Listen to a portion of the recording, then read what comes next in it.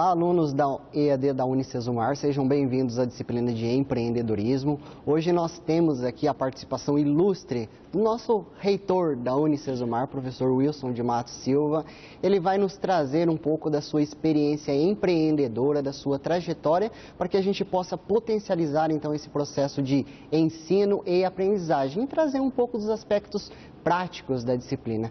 Professor Wilson, seja bem-vindo à disciplina, muito obrigado pela gentileza e a disponibilidade por estar participando desse momento muito importante para nós. Para iniciar, professor, nós gostaríamos de saber como que foi a sua infância, né? Todo empreendedor ele vem de uma trajetória, né? Ele traz algumas competências, habilidades e atitudes que vão lhe proporcionar empreender no futuro. Como que foi a sua infância, professor? Bem, primeiro é um prazer estar falando aqui com nossos alunos, com vocês, a nossa equipe aqui em nossa sala do Conselho Universitário. É uma bela sala, preparada para 130 pessoas. Mas eu venho de uma família muito pobre, de 9 irmãos. Minha família era da zona rural. E eu comecei o primeiro ano com 7 anos, com 8 anos, com 9 anos e com 10 anos que eu efetivamente fiz o primeiro ano completo. Por que eu não passava de ano? Não era até problema cognitivo não, depois engrenou bem. É que eu parava para colher café com os meus pais. A colheita de café era de 3 a 4 meses, e é de maio a setembro, por aí. E aí não dava tempo de voltar para a escola e aprender e tirar nota daquele período que tinha faltado. Então, essa foi a minha caminhada.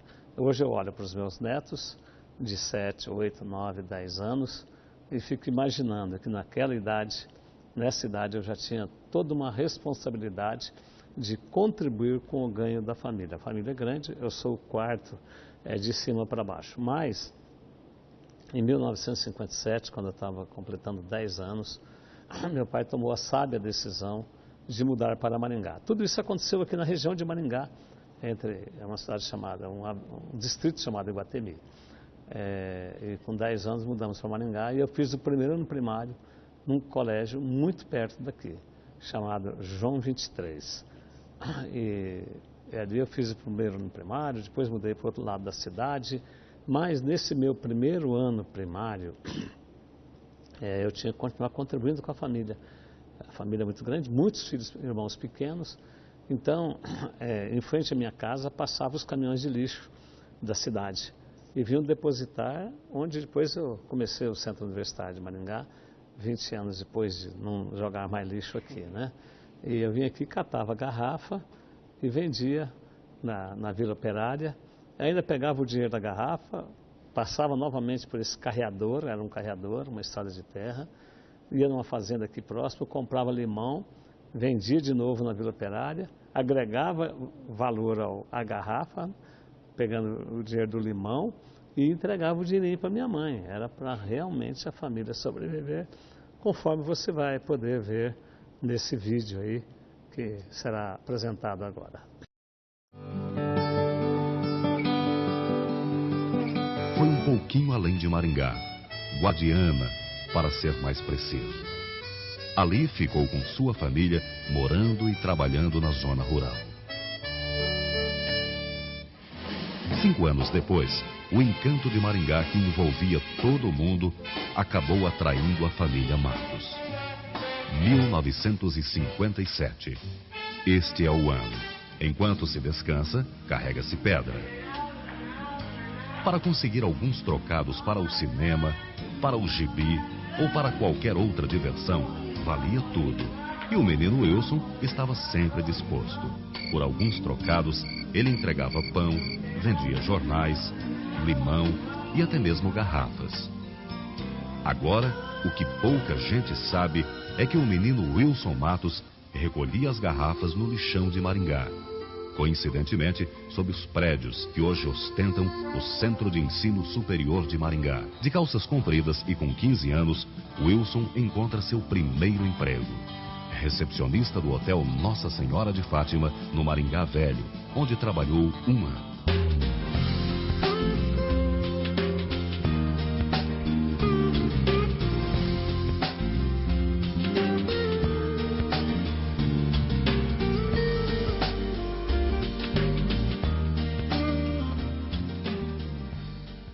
Em 1963, apareceu uma oportunidade melhor. E como não perde uma boa chance, o jovem Wilson trocou o hotel pela retificadora Maringá, onde trabalhou até o final da década de 60. Wilson não chegou a perceber, mas alguma coisa estava mudando na sua vida depois que conheceu Rosemar. Um ano depois, Wilson e Rosemary se casaram na primeira igreja presbiteriana independente de Maringá.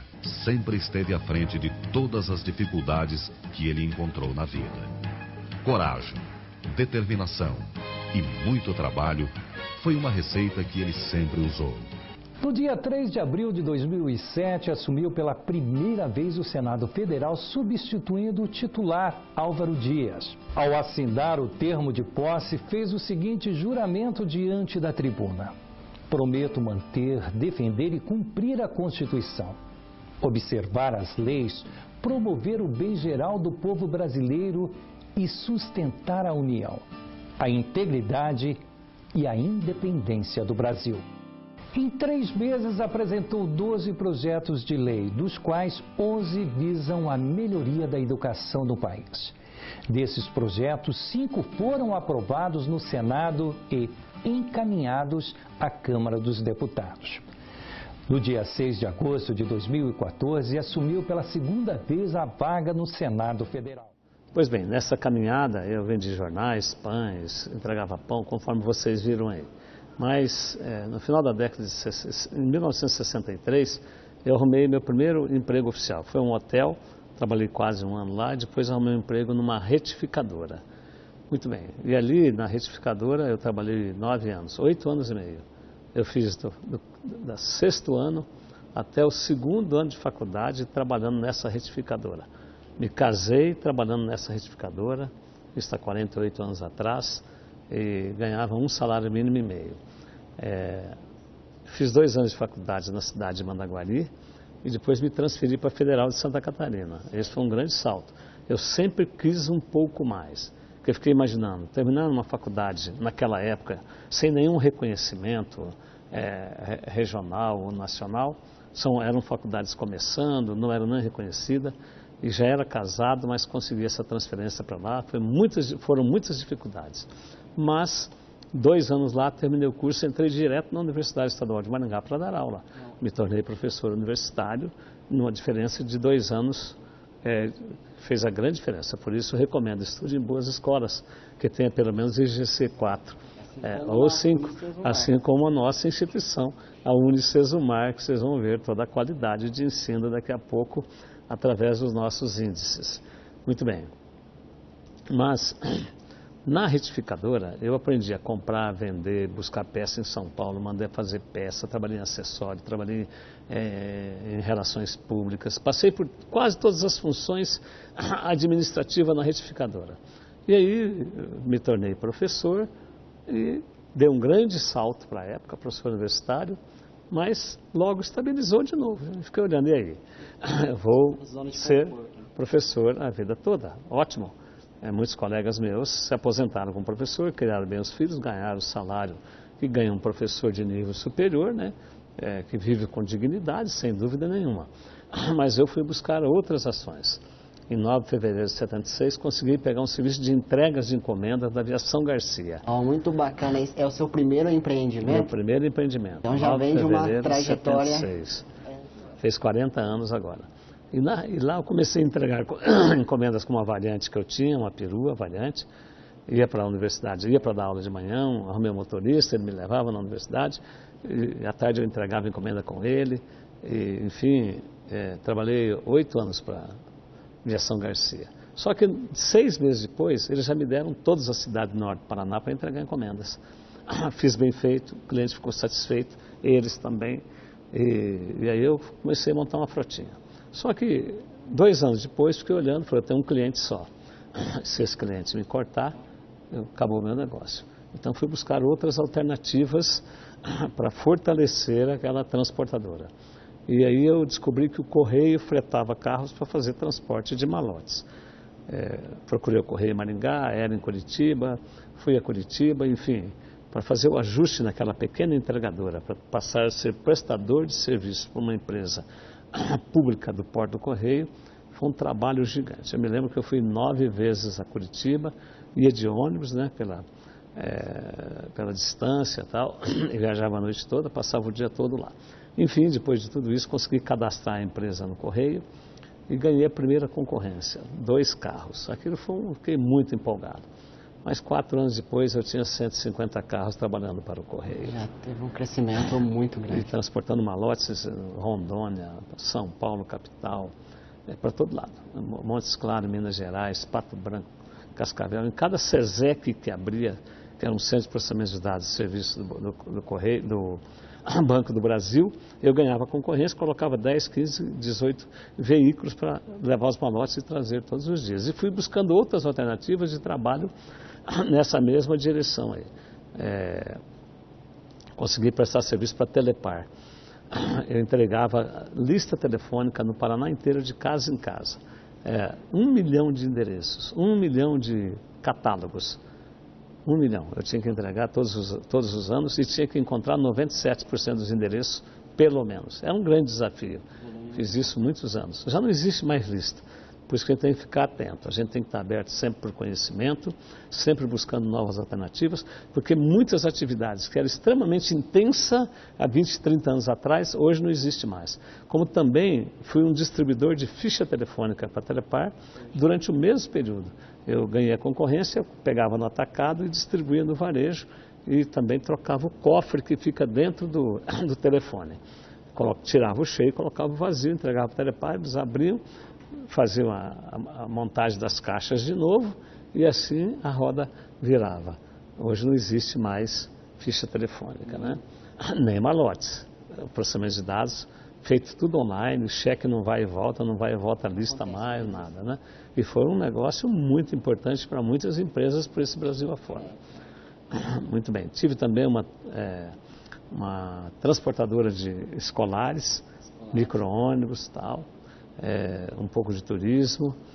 E ao mesmo tempo, nunca parei da aula, e ao mesmo tempo abri uma construtora. Eu fiz 8 edifícios na cidade de Maringá. De 5 a 12 pavimentos. Então, quando eu fui abrir a Unicesumar, uma faculdade que comecei com 180 alunos e 2 cursos, eu tinha experiência na logística, eu era professor e sabia construir. De tal forma que todos esses prédios, que vocês vão ver daqui a pouquinho, fui eu que toquei, eu que administrei. Só contratei a parte estrutural. Mas a parte de acabamento e tal, dispensei construtora, montei equipe, isso me deu economia de 20% de todas essas construções. Hoje nós temos mais de 100 mil metros construídos, ganhei pelo menos 20 mil metros por ter feito a gestão, além de estar tocando a universidade. É claro que hoje eu tenho 4 filhos, todos trabalhando comigo, e trabalham comigo 3 mil pessoas. Não faço sozinho mais, mas coordeno esse time todo. Muito bem. 1986, comecei a pensar na possibilidade de fundar uma instituição de ensino superior em Maringá. Só tinha uma, só a UEM, uma pública, e poucas vagas. E meus filhos, quando adolescentes e tal, e eu tocando três empresas, transportadora, construtora, e a parte de turismo ali, Telepar e tal. Mas queria ver algo que fosse transformador de pessoas. Como professor, sempre fui apaixonado com a possibilidade da educação ser agente de mudança e transformação da sociedade, principalmente porque o Brasil, a escola brasileira é muito frágil, muito fraca. E a minha proposta era sempre tentar fazer melhor. O que merece ser feito, merece ser bem feito, né? E tem que ter sonhos e lutar por eles. Goethe, um pensador contemporâneo, diz que quando a gente tem sonhos e coloca toda a força da nossa alma em nossos sonhos, o universo conspira em nosso favor. Então tem que ir à luta. Maná, planta do céu, cai uma vez só. Fora isso, a gente tem que conquistar dia a dia, através da vontade, da decisão, do planejamento. Muito bem. E essa escola, foram 4 anos trabalhando para montar os projetos e tal, e aprovar em Brasília, e começamos em 1990. Muito bacana. Hoje, a Unicesumar, que está entre 4% das melhores instituições de ensino do Brasil, uma das melhores, sem dúvidas, do Brasil, graças então ao empreendedor, o professor Wilson de Matos Silva. Quando foi, professor, que você encontrou essa oportunidade então de empreender? Nos conte um pouco a história da Unicesumar. Hoje nós temos 90 mil alunos, entre os alunos presenciais e à distância, nós temos outros campos. Você, como empreendedor, você conseguiu imaginar que esse negócio se tornaria algo tão gigante e com uma qualidade reconhecida nacionalmente, professor? Somos a 9ª maior do país hoje, a única do interior, as demais estão em grandes centros, não é? Bom, é verdade que quando a gente começa um empreendimento, a gente não acredita que dentro de 10, 15, 20 anos vai virar um gigante, não é? Mas a gente sempre trabalha numa direção crescente, mobilizando os meios, os recursos financeiros, o capital humano, etc., para não parar de crescer e ocupar espaço. Porque se a gente não ocupar espaço, outro vai ocupar. Os espaços estão aí. O Brasil é um país cheio de oportunidades ainda. Nós estamos crescendo de 10% a 20% nessa época de crise enorme. Enquanto uma grande parte das instituições estão perdendo alunos, diminuindo o número de alunos, nós estamos crescendo. Tem que arrumar um caminho. Querer é poder. Quem quer arruma um caminho, quem não quer arruma desculpa. E geralmente quem arruma desculpa, ele terceiriza a culpa, ele nunca assume. A culpa é do governo, é do pai, da mãe, namorado, marido, mulher, não sei o que lá, e não tem jeito. Nós somos responsáveis por sermos protagonistas da nossa história. Nós somos. Ou de uma boa história, de uma linda história, ou de uma história mediana, ou de uma história de fracasso. Não é? Cada dia que nós estamos trabalhando, nós estamos construindo o nosso futuro. Bem, a história da instituição é uma história muito bonita, né? De 180 alunos, dos 700 metros de área construída para mais de 100 mil metros, campos em Curitiba, Londrina e Ponta Grossa, e ensino à distância em todas as capitais brasileiras e em todas as cidades com mais de 300 mil habitantes. Hoje, 130 polos, final de 2017, mais de 250 polos nós teremos. Em 2020, a nossa meta é termos 500 polos. Hoje nós temos em média 1.000 alunos por polo. É verdade que num volume tão grande não vou conseguir manter a média. Mas se conseguirmos manter 500 alunos por polo em 500 polos, serão 250 mil alunos à distância, somando-se aos campos presenciais, lindos campos, estacionamento para todos, conforme você está vendo aí no vídeo. Nós vamos ter aí, seguramente 200 a 300 mil alunos.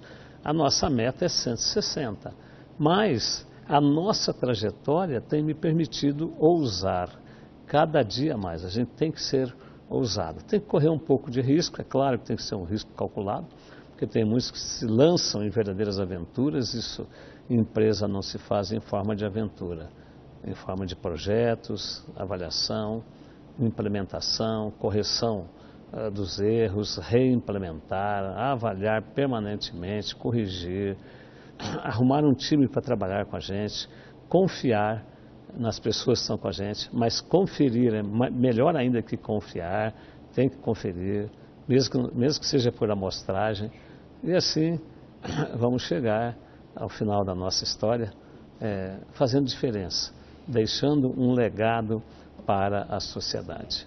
Muito bonita a sua história, professor. Nós que fazemos parte aqui da instituição, nós conhecemos e sabemos os esforços que o professor fez para que isso tudo acontecesse e levar uma educação de qualidade. Tanto que o professor ele é atuante na educação brasileira, ele está sempre buscando melhorar o ensino para nós brasileiros. E enquanto empreendedor, já para nós encerrarmos aqui a sua participação, professor, eu gostaria que você finalizasse propondo alguns conselhos para esses futuros empreendedores, esses alunos que futuramente irão aplicar toda a teoria aprendida em sala de aula em aspectos práticos em novos empreendimentos. Então, quais conselhos o professor daria para esses futuros empreendedores? Bem, o pilar fundamental é conhecer, é aprender, é ter informação e conhecimento. A informação está na rede, está nos jornais, nas revistas, buscar, ler muito material na área econômica, na área de gestão, aprender a fazer gestão, né? E o conhecimento é aquilo que é mais específico da área que você precisa atuar, aquele que você quer realizar seus sonhos, né? Você tem que caminhar juntos, né? Mas, antes disso, tem que ter muita disciplina. Disciplina em 3 aspectos, desde o físico na hora de estudar. Postura firme, corpo ereto, ergonomia cognitiva está aí à disposição de todos vocês. A disciplina do tempo. O brasileiro é muito irreverente na questão do tempo. Ele é indisciplinado. E aí ele acha que o tempo é curto demais, não deu para fazer. Não é que é tempo, não é que é curto. É que ele enrolou a si próprio. O terceiro aspecto é saber fazer a gestão da mente. A gestão da mente é não viver ansiosamente. As pessoas que são ansiosas, ele não consegue focar numa atividade. Ele está sempre preocupado com o futuro e preocupar-se é ocupar previamente. Se o futuro não chegou ainda, por que eu vou me preocupar com ele se no presente eu posso construir um futuro melhor? É no presente que eu construo um futuro melhor. Então, são alguns conselhos, né? Então, disciplina, busca da informação, busca do conhecimento, tudo isso pode transformar e deve transformar em competências e habilidades. E tudo isso bem trabalhado, com visão holística, olhar e enxergar, porque uma boa parte dos brasileiros até tem um pouco do domínio do conhecimento, etc. Eu chamo muitos de analfabetos visuais. Ele olha, mas não consegue enxergar, ou seja, não consegue ter uma interpretação rápida daquilo que ele está olhando. E as coisas estão acontecendo ao redor dele e ele passa como se não fosse nada com ele, nada na empresa dele, etc. Então o empreendedor tem que ter uma visão holística, tem que ter autoestima, tem que olhar para o espelho, tem que gostar, amor próprio, tem que gostar de si próprio. O líder tem que ter autoestima muito elevada, não é? E uma boa parte das pessoas olha para o espelho e vê pior do que ele é até. Então a gente tem que olhar para o espelho e se sentir até melhor e buscar os meios, fazer exercício, fazer academia, cuidar do corpo, cuidar da aparência, tudo isso faz parte de um líder. O líder tem que ter boa postura, boa apresentação. E é possível. O princípio é simples, é possível. E o que merece ser feito, merece ser bem feito. Essa lição é linda por quê? Esse é o princípio que eu adoto. Nossos jardins, passarelas, os espaços físicos, pianos espalhados pela escola, e oferecer muito mais do que a expectativa do cliente. Nós temos orquestra filarmônica, coral, museu, temos TV, temos canal aberto na TV, emissor de rádio, academia para todo mundo aqui dentro. Enfim, a gente tem que surpreender o cliente, ir muito além. E quem é imediatista não faz nada disso. E aí oferece um serviço mediano e quer ter sucesso. Não tem jeito. Tem que se esforçar para oferecer o melhor. Mas quero deixar com vocês um vídeo muito importante que mexe com a gente e estimula a gente a ter persistência, coragem, dinamismo, convicção de ir à frente, porque vale a pena. Então aí nós construímos a sociedade que não aprende a aprender, anticonhecimento. E Albert Einstein diz que insanidade é continuar fazendo sempre a mesma coisa e esperar resultados diferentes. Quem caminha o mesmo caminho todos os dias do mesmo jeito vai chegar sempre no mesmo lugar, não tem jeito. Nós temos que sonhar com um país diferente, com uma educação melhor. Eu sei que estou falando com líderes que têm feito esse esforço, mas eu quero nessa oportunidade deixar aqui o meu desafio, né? Goethe, um pensador contemporâneo, diz que quando o ser humano tem sonhos e coloca toda a força de sua alma em seus sonhos, o universo conspira em seu favor. E eu, como criacionista, tenho acrescentado que o Senhor do universo conspira em nosso favor. Então, agora vou trazer alguns conceitos. Vocês são especialistas também em empreendedorismo, acho que não sei se todos os cursos de engenharia já têm, se não tem, tem que ter empreendedorismo, liderança, tal. Essa é uma ferramenta mágica para o desenvolvimento de qualquer área. Joseph Schumpeter diz que o empreendedor é uma pessoa que destrói a ordem econômica existente, introduzindo novos produtos e serviços, criando novas formas de organização e explorando novos materiais. É o que faz diferença. Empreendedor é uma pessoa que imagina, desenvolve e realiza visões e sonhos. um conjunto de visão aí do que é ser empreendedor, né? Empreendedor é enfrentar desafios, ter a coragem de fazer diferente e fazer diferença. Ser empreendedor é buscar inovar, é buscar uma oportunidade, é tomar iniciativa, ter atitude, uma nova atitude permanentemente, todos os dias. É conversão do conhecimento em valor para a sociedade. Valor empresarial, valor social, valor econômico, enfim, isso move a sociedade. É dito que sorte e azar não existe. A sorte é quando uma oportunidade encontra uma pessoa preparada. E o azar é quando uma pessoa despreparada encontra uma oportunidade. Não vai dar certo, né? Esse negócio de cavalo encilhado, gente, não tem não. É a gente que prepara, compra a égua, faz ela cruzar, cuida do cavalo que nasce, alimenta bem, trata bem, protege do frio, das geadas, enfim, aí você vai ter um cavalo, vai ter que comprar o arreio. Não tem disso, gente. O acaso não existe. Nós é que temos que construir a nossa história. E quem se dedica ao conhecimento faz diferença, deixa um legado e consegue ser autor e autora de sua história. Caso contrário, passa-se pelo mundo sem deixar a sua marca. Tem que se fazer diferença, tem que estar fora da caixinha. Às vezes até receber um pouco de crítica, não ter medo. O empreendedor é criticado, o líder é criticado. Ainda quanto mais numa sociedade de baixo nível cultural como é a nossa, em que, em regra, a sociedade nem perdoa o sucesso alheio. O sucesso alheio é motivo de críticas. E a gente sabe que um país onde tem muita gente com sucesso, um puxa o outro. Nós temos que ser competitivos. A própria competitividade é fator de caminhar para o sucesso. Agora, dentro de uma sociedade culta, tem a competitividade, mas a competitividade é colaborativa. Eu procuro trabalhar dentro dessa linha. Nós temos uma série de ações inovadoras aqui. A nossa ação é aberta. Eu recebo gente do Brasil todo, colegas meus de educação, educadores de todo lado por aí. A gente passa um pouco daquilo que a gente faz. Eu também vou lá. Eu tive há poucos dias agora visitando uma universidade em Aracaju, bonitinhas, de falar de uma área legal que eles têm lá. Fui lá conhecer. E vou, quero ver, me manda, quero cópia. E nós abrimos tudo aqui também. Temos que ser competitivos para não pararmos, mas temos que ser colaborativos na área da educação, porque a educação é um bem maior, supera o aspecto concorrencial, o aspecto empresarial, o aspecto de business. Isso é consequência.